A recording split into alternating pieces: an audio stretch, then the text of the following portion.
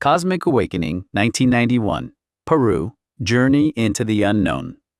Sacred Valley of the Incas. By Makāula Nakae. April 25, 1991. Pisac. Episode 13, Pisac, Indigenous Sunday Market. The plan for the day began with a morning bus ride to the town of Pisac and a tour of the nearby ruins. In the town of Pisac, a traditional Sunday market is held weekly in the central plaza, followed by an afternoon hike up to the Pisac ruins. As the bus reached Pisac, it navigated narrow street corners and pulled into a small plaza to park.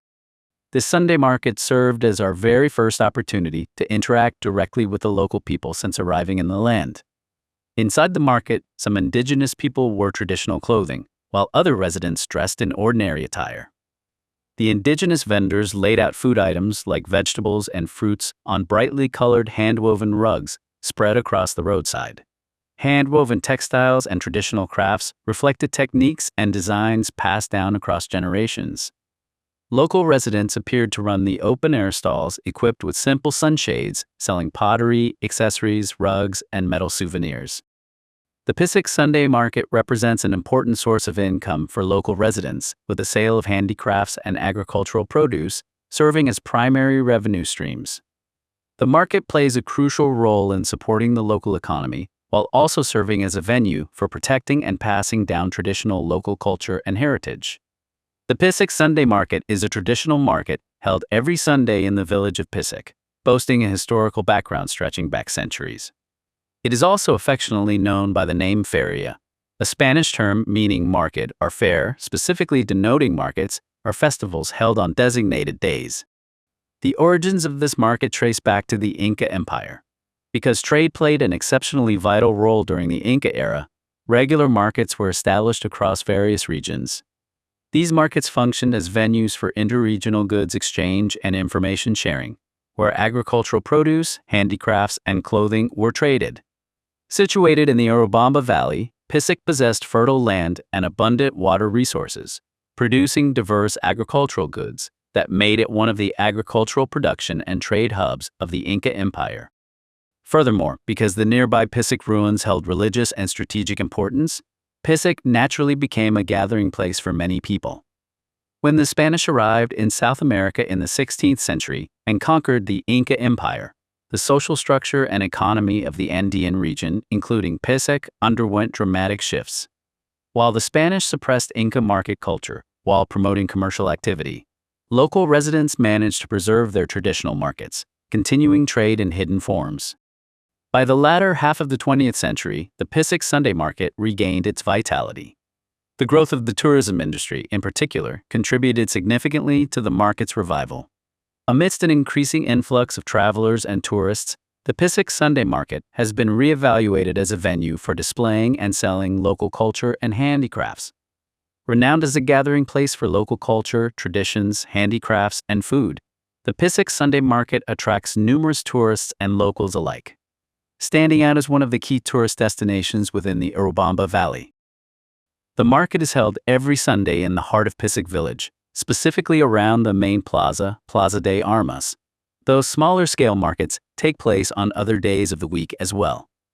Various handicrafts crafted by local artisans are sold at the market, including hand-woven textiles, alpaca wool products, jewelry, pottery, wood carvings, and musical instruments unique to Peru. Especially popular are brightly colored textiles and intricately designed jewelry. A variety of tools and clothing items used by the people of Pisac in their daily lives were also available. Beyond that, guidebooks noted that fresh vegetables like quinoa and amaranth could be enjoyed there. However, because Carlos and our other guides had warned us against eating local street food, though my interest was piqued, we unfortunately walked right past without tasting anything. The market served as more than just a place of commerce. It was a venue where one could experience local culture and traditions, spot people dressed in indigenous attire, and listen to traditional music performances. With a camera and some small change in hand, I strolled around leisurely to take everything in. I learned later that the cost of living in this town at the time was roughly $30 a month, meaning one could live on a single dollar a day. Most of the items sold in the plaza back then were food products. Mountains of potatoes in countless colors defying easy categorization, corn cobs bearing oversized kernels and vegetables and fruits of bizarre shapes and hues piled high to delight shoppers' eyes. Beyond the plaza stood a massive tree noted in guidebooks as being 500 years old, soaring upward like a guardian deity of the square. Passing through the shadows of its broad, flourishing green leaves from the plaza toward the residential streets where people lived, the lane ahead held few figures, with only the cold shadows cast by the intense sunlight lingering quietly. I walked along within those chilling shadows, but upon reaching the midpoint, a strange sense of unease washed over me, prompting me to turn back rather than advance any further. Beyond that alley, the world felt somehow altered, and I hesitated to push onward. Even now I remember it vaguely. Had I gone any further, I felt I would have been drawn into something, trapped by it. Since it was an entirely unfamiliar place and town, a lack of familiarity with the terrain, security concerns, and the scheduled meeting time all crossed my mind, but it was something beyond that, something akin to sensory memory. Not through the modern waking mind, but within the realm of raw sensation, something was reacting, signaling a warning. There was no resistance or sense of discordance whatsoever toward the town of Pisac itself. The reason for that surely was that the townscape no longer reflected the era of the ancient Inca Empire, having been transformed into Spanish-style architecture during Spanish colonization.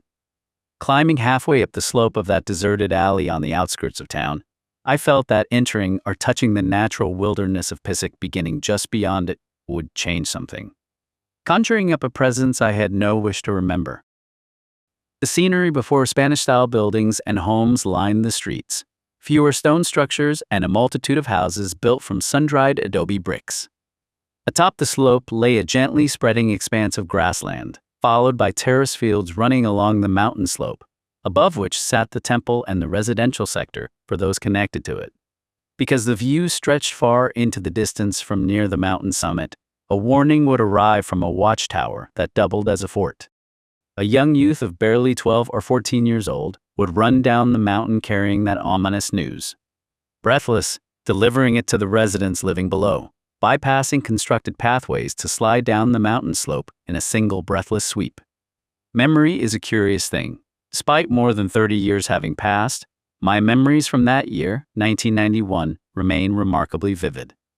Beyond that, when I attempted to recall even further ahead, I encountered something akin to a hazy memory, filtered through the sensations felt back then, an extension of it, resembling an inner landscape, yet clearer and more distinct like a visual movie.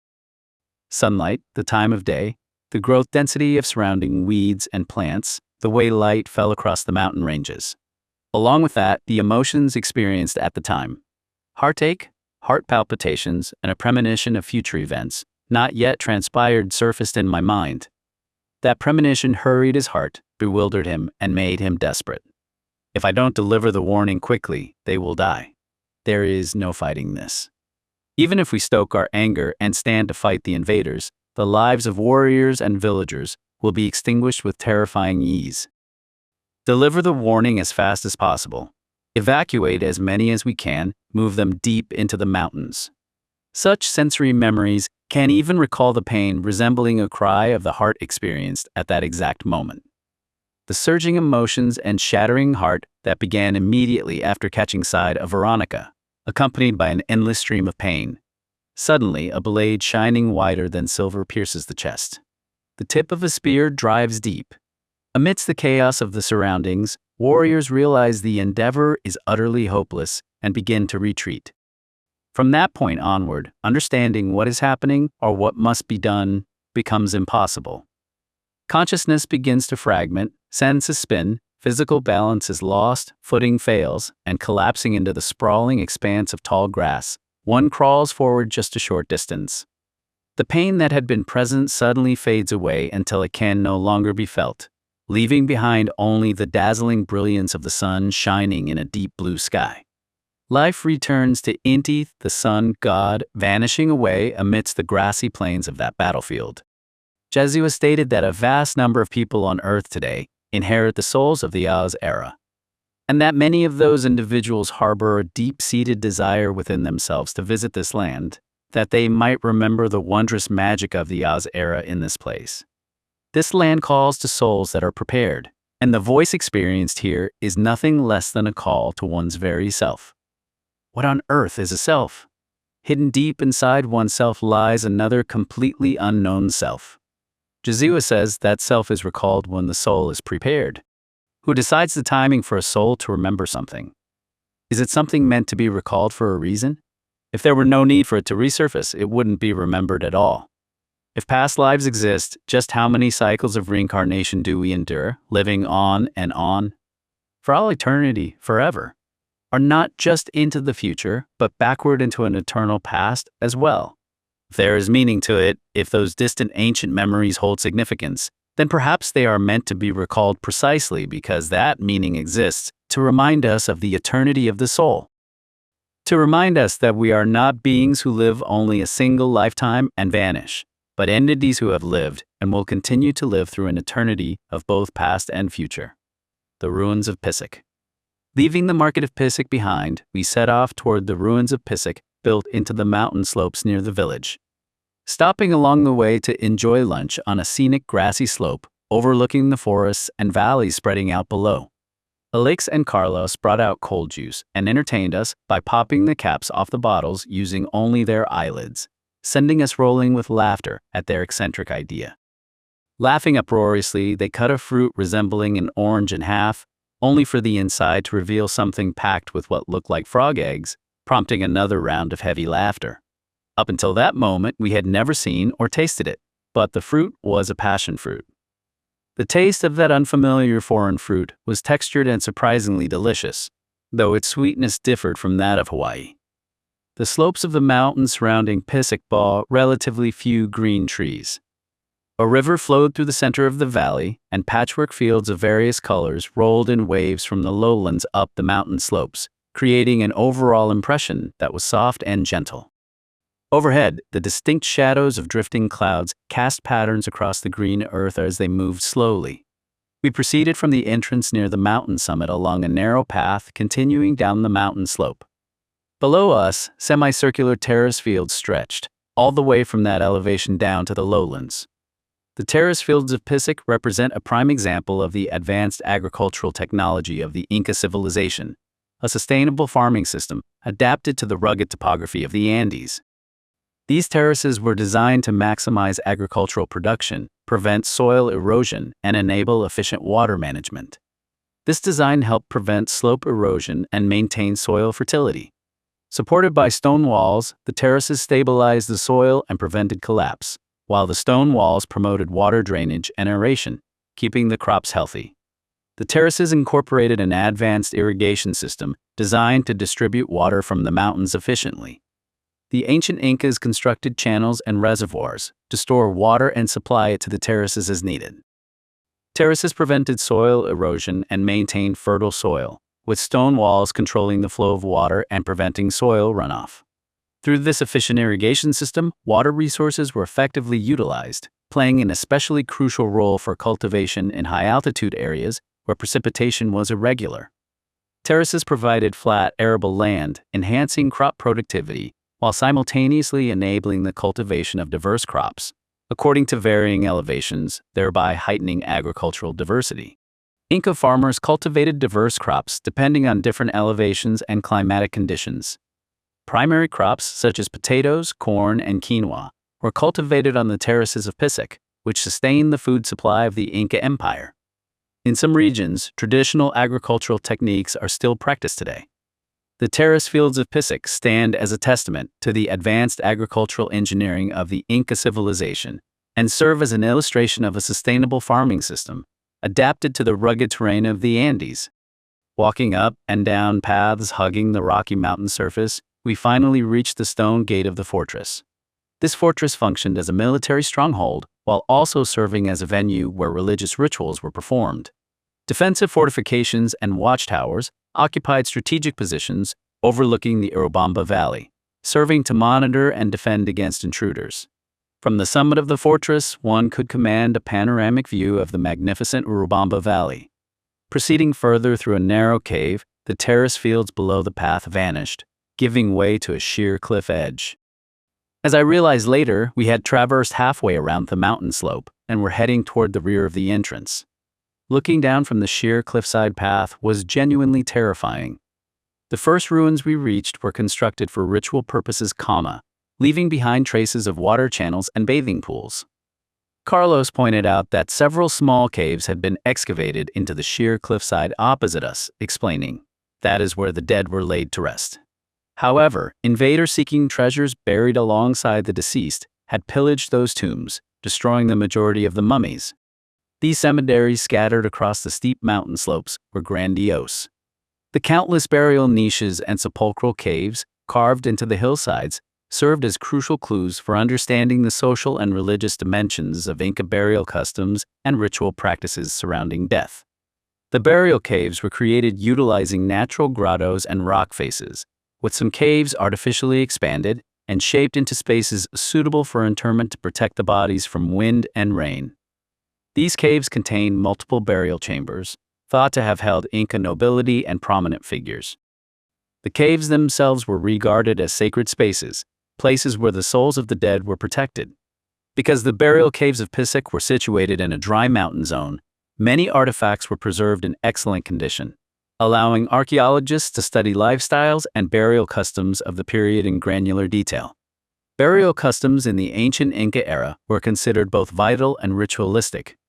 Reflecting the hierarchical structure of Inca society, cave burial sites held nobility and high-ranking figures interred alongside lavish grave goods. The custom of mummifying the bodies of high-ranking individuals and nobility was particularly prevalent. Bodies were placed in dry environments and subjected to preservative treatments.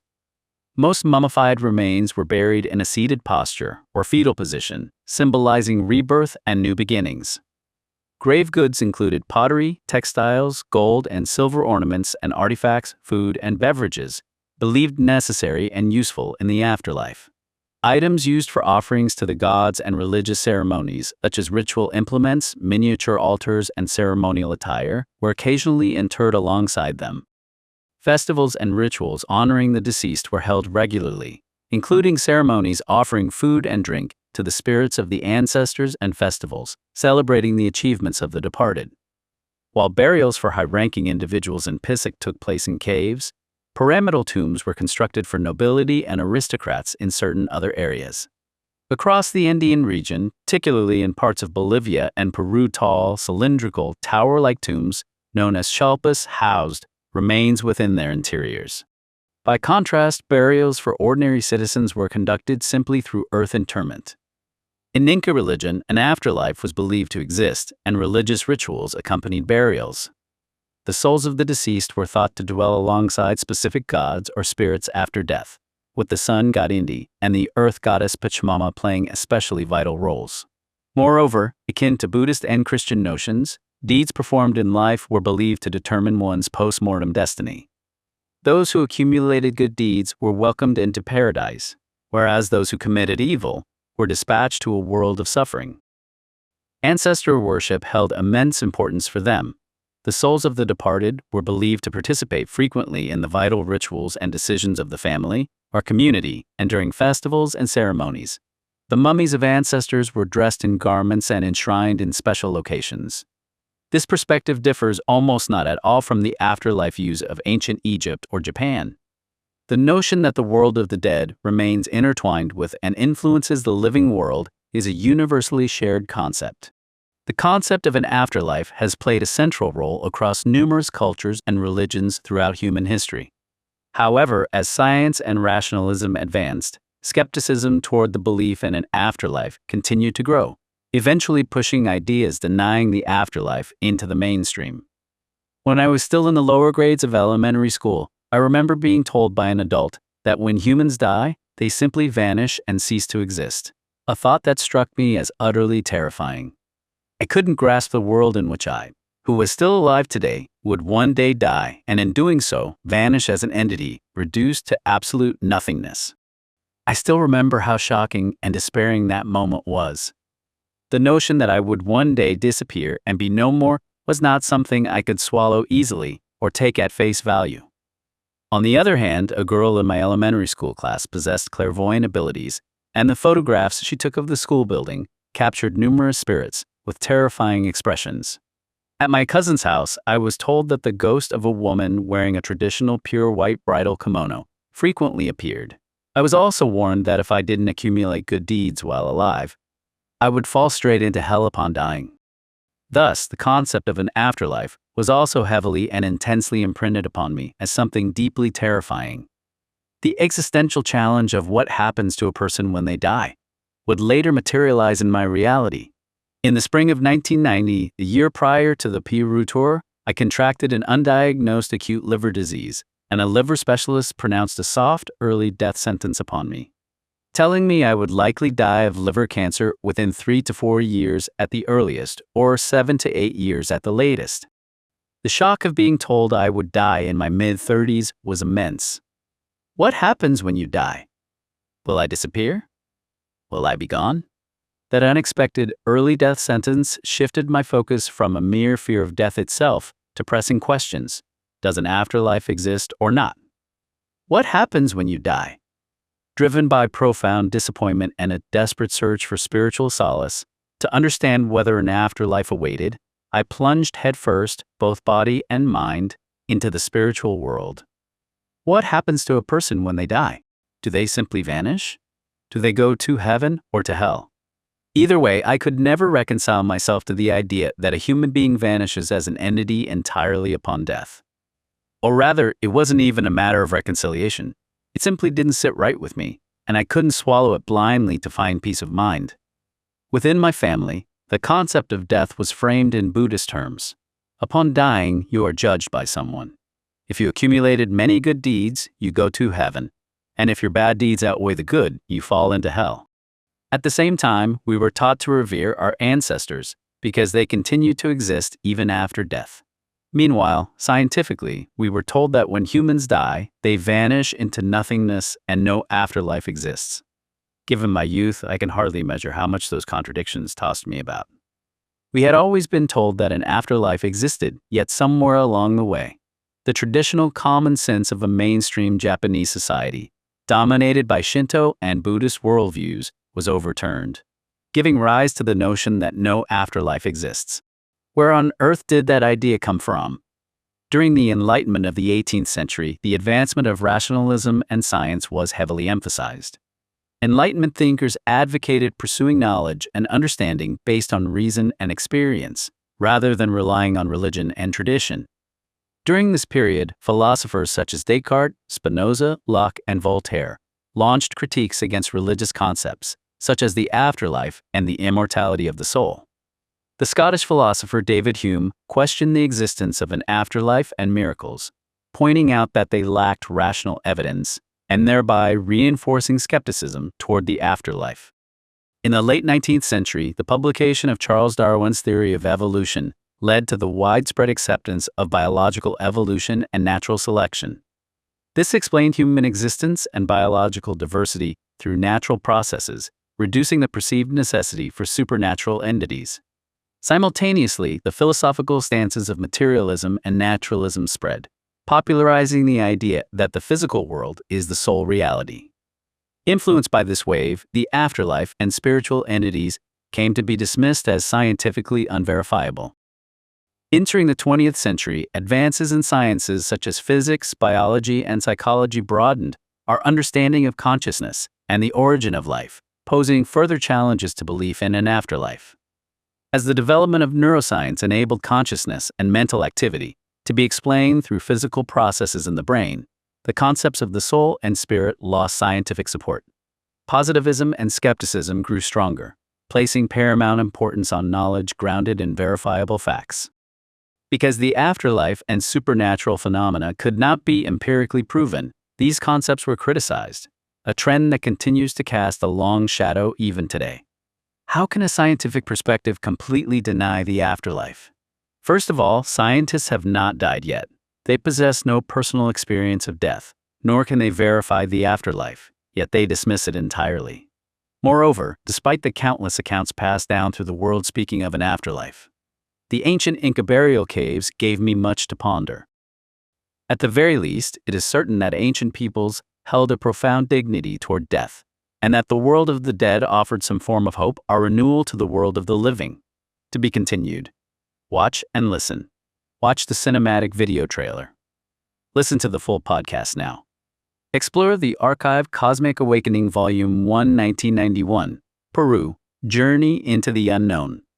Sacred Valley of the Incas. Volume 2, Ascension 2012, The Golden Alchemy. Part 3, The First Contact.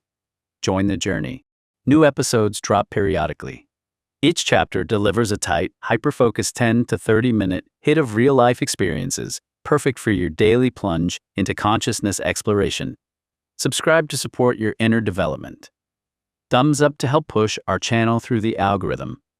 Comment below. Share your thoughts on today's episode.